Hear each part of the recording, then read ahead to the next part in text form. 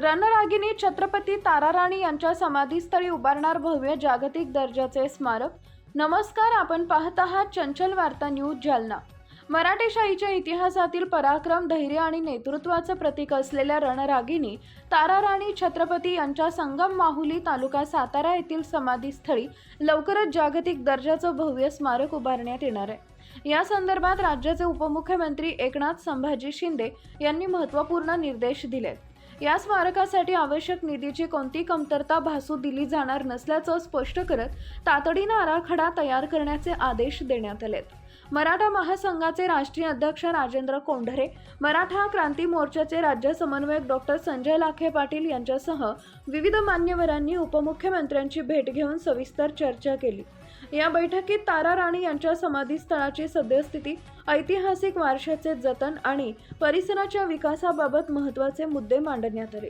त्यानंतर उपमुख्यमंत्री शिंदे यांनी सातारा जिल्ह्याचे पालकमंत्री व पर्यटन मंत्री शंभूराजे देसाई यांना आवश्यक कार्यवाही करण्याचे निर्देश दिलेत।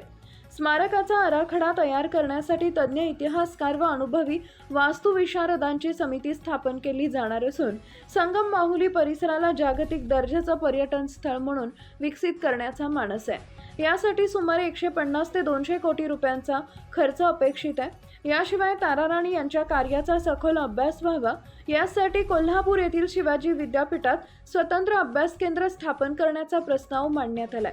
तसेच शालेय व उच्च शिक्षणाच्या अभ्यासक्रमात त्यांच्या कार्याचा समावेश, मुंबईतील महत्त्वाच्या स्थळांना त्यांची नावं देणं आणि त्यांच्या सन्मानार्थ पुतळा उभारणे अशा विविध मागण्याही यावेळी करण्यात आल्या। या निर्णयामुळे इतिहासप्रेमींमध्ये समाधान व्यक्त होत असून रणरागिणी छत्रपती ताराराणी यांच्या कार्याला योग्य तो सन्मान मिळण्याच्या दिशेनं हा एक महत्त्वपूर्ण टप्पा ठरणार आहे। दरम्यान उपमुख्यमंत्री एकनाथ शिंदे लवकरच संगम माहुली इथं भेट देऊन प्रत्यक्ष पाहणी करणार असल्याची माहिती समोर आली आहे। चंचल वार्ता न्यूज जालना, संपादक शिवलाल लोखंडे।